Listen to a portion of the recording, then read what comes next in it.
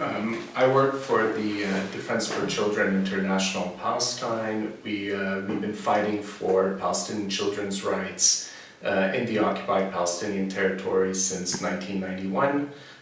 What we do is we advocate for children's rights in the occupied Palestinian territories, and we also we document abuse against them, and we expose those who are abusing them and try to get accountability.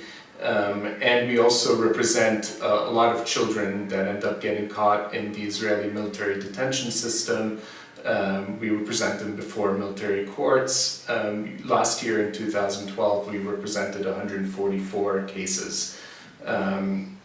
And basically in the first few months of this year, what we've noticed is, given the prisoner hunger strikes and increased clashes between Palestinian youth and Israeli soldiers outside, for example, Al-Fur prison, we've seen a lot of kids get caught up in the violence. And often they've either been injured during the violence, or in one case, we've had a 9-year-old child used by Israeli soldiers as a human, allegedly as a human shield. They picked them up, and whenever they were engaging with Palestinian youth, whenever they wanted to fire tear gas or fire bullets, they would pick up this 9-year-old child and use him as protection. And this went on for several hours until his father was able to free him.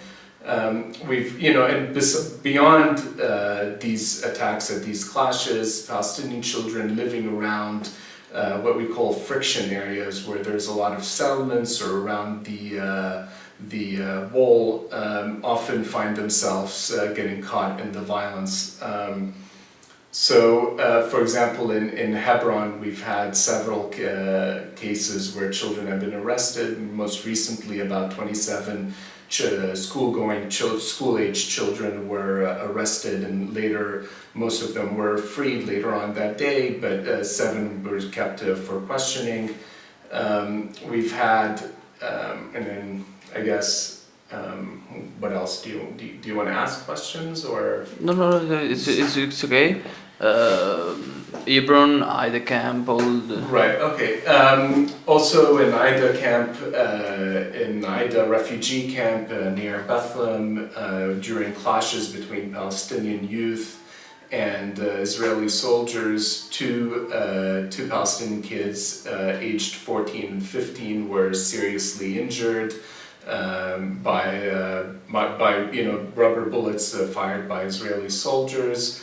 One of the kids remains in critical condition and was transferred to Hadassah Hospital. Such injuries, our work is to advocate against the use of disproportionate force by the Israeli army during confrontation with Palestinian youth that often leads to many injuries to Palestinian kids.